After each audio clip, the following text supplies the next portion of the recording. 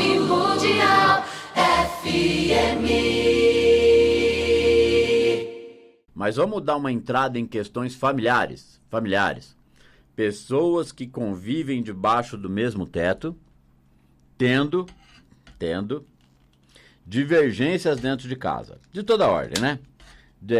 Dificuldades pessoais em qualquer tipo de relacionamento interpessoal doméstico, filho com mãe, mãe com filho, com pai, e etc. Marido com esposa, né? E quando tem alguma divergência religiosa dentro de casa, né? Aí como é que fica isso? Porque isso aí, se todo mundo tem divergências em casa, não é exatamente divergência religiosa, mas às vezes é até da mesma religião, mas eles têm um ponto de vista de tanto ataque em relação ao outro, que tanto faz se é da mesma religião ou já tem ligação aí? Aguenta um pouco. Ou se tanto faz se tem divergência religiosa ou não, ou é outro problema, né? Porque o ponto de vista pessoal é que intervém no outro.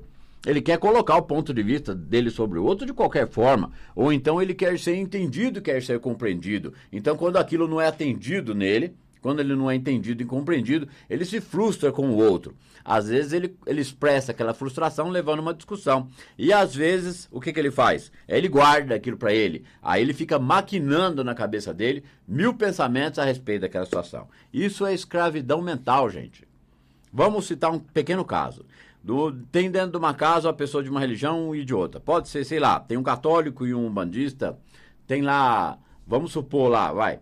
Tem lá, já pensou uma situação? Tem um marido maçom e a mulher que é evangélica. Não importa mas por que veio maçom na minha cabeça, né? Era para vir outra coisa aqui que eu pensei antes, mas essa explodiu. Por que saiu dessa forma? Eu juro que eu não sei. Vamos supor outra situação, né? Tudo bem, vamos pegar um bem básico. O católico e o evangélico têm os mesmos princípios, mas existe uma certa... tem que haver um modo de um respeitar a religião do outro dentro de casa.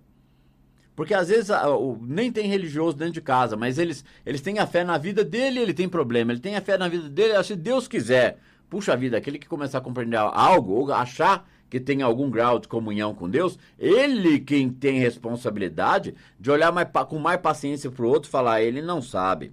Então fico eu no silêncio, porque eu reconheço que ele é manifestação do invisível, ele é presença de Deus.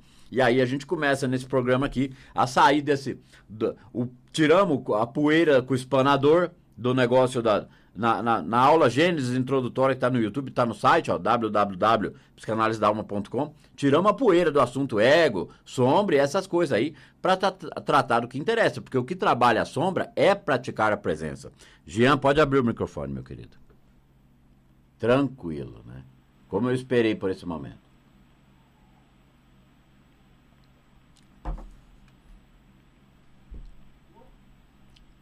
Vamos lá, não estou ouvindo. Alô? Alô? Oi, boa tarde. Pode aumentar um pouco, Jean? Tá baixo para mim aqui. Com quem falo? Júlia Samira. Júlia? Samira. Vamos lá, minha querida. Qual que é a sua pergunta? Seja bem-vinda, viu? Obrigado, Sandro. Eu gostaria de saber se essa prática que você fala, ela consegue recuperar a saúde física de uma pessoa. Recuperar o quê? A saúde física. Tá.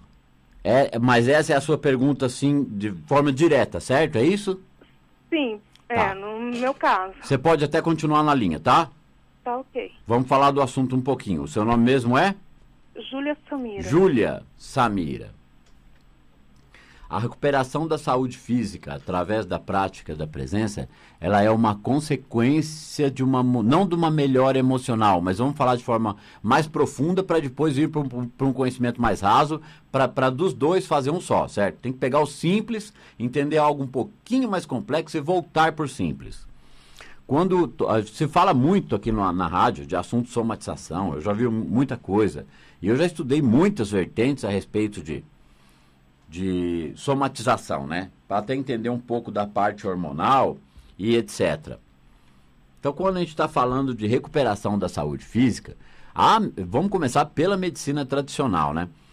eles já sabem que a psicologia e a psicanálise sabe que 100% do que manifesta no corpo físico, vem do emocional. Eu aprendi isso no curso de psicanálise, escutei isso em sala de aula. Eles avisaram que é o mesmo para psicologia e para psicanálise. Isso é como base. Da mente da pessoa manifesta aquilo. Porque até padrões genéticos vão ser manifestados se a pessoa tiver predisposição emocional. A questão, pulo gato daqui a pouco na resposta, é como que eu vou tirar o poder da resposta emocional que eu tenho, que dá gatilho a essas crenças, a essas manifestações. Porque uma somatização não é uma manifestação? Quem estudou Cristina Cairo sabe. Quanta gente já não fez curso com ela, né? Eu já li livro. Tem um livro dela que chama Linguagem do Corpo. É excelente. Às vezes você até quer entender alguma coisa de um paciente, você entra ali para dar uma olhadinha, mas é um insight que você vem. Dê uma olhada aqui e veja como funciona a crença universal em 2 poderes. Ou, como falava o Joel, né? Como funcionam as crenças universais, crenças humanas. Porque a questão da egrégora, ter crenças em doença, é uma coisa arquetípica, vem de muito tempo. É assim, não se conhecia a verdade, não em massa, que isso seria arrogância, isso seria prepotência da minha parte. Mas aqueles que se aproximam de um assunto, que querem praticar uma verdade, que possa libertá-lo um pouco da sua dificuldade financeira, um pouco da sua dificuldade de saúde, um pouco da sua dificuldade de lidar com afetos, né? Porque a nossa dificuldade de lidar com afetos que vai gerar outros problemas emocionais, psicológicos, que vão reverter em somatizações. Vibe Mundial 95.